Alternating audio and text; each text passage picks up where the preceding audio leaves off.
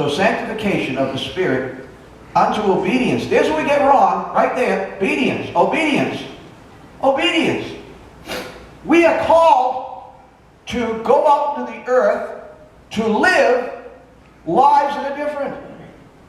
See, remember it started out that Peter is writing to people all over the earth. He's writing to people he's never met before. He's writing to people like us who weren't even born when he wrote the book, you know. He's writing for generation after generation after generation. And we're called and sent out by God, forced out even by persecution and trials, and we spread the earth. But we are we are the sprinkling of the blood of Jesus Christ throughout the world. That's what we are. We represent the blood of Jesus Christ. It was the blood of Jesus Christ that bought you. It was the blood of Jesus Christ that taught you. And we need to go out now and live as though we are the elect. And people will be drawn to us. The Jewish people were to be the people of the book, and they did that. They were the people of the book. You and I, we're called to win the world through our living. The King James likes to say, through our conversation, okay? But what that's really saying is obedience. We are to live obedient lives. In other words, people around you should say you're different. They're always going to be telling you, why don't you do this or do that? Why don't you take a drug? Why don't you smoke? Why don't you cheat on your husband or your wife? Well, come on, we're going to go to this place, we're going to go that place.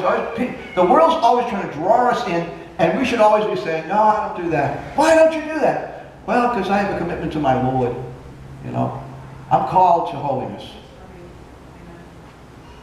You know, people say, they get mad at you, but pretty soon, when they have a problem, or when they're wondering what's going to happen to them after they die, or they're wondering why their lives are so complicated and yours isn't, they're going to say, well, what's going on here? They're going to come to you.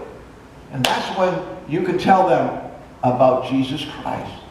Peter went out. He didn't go out to make riches with all the knowledge and the power, the supernatural power that he seemed to have in his walk with Christ. He went out with one purpose, and that purpose was to win others to Jesus Christ. His purpose was to build church and to multiply heaven, so that heaven could be full with people like him. We are to be multipliers. That is, multiply ourselves. Okay? When we at the end of our lives, we should look back and see many people in the Lord. I remember being in Massachusetts and being a new Christian, and I joined the witnessing team that was going out, and we had a new church in Plymouth, Massachusetts. And I remember I went out for about a year. Every Tuesday night, my pastor said that we on the witnessing team needed to be there unless we were dead. That's exactly what he said. You know? If you're dead, you're not here. Other than that, we want you here. At the end of the year, I just sat in church one day and I looked around. I said, I remember when I went and visited that person with the pastor, and I went and with that person with somebody else, and that person, that. And I began to look around the church and realize, wow, God really used me. I felt so good. Why did he use me? I'm just a rotten old sinner. I'm just Ken Cademartori. God really used me. And I realized that God can use anybody.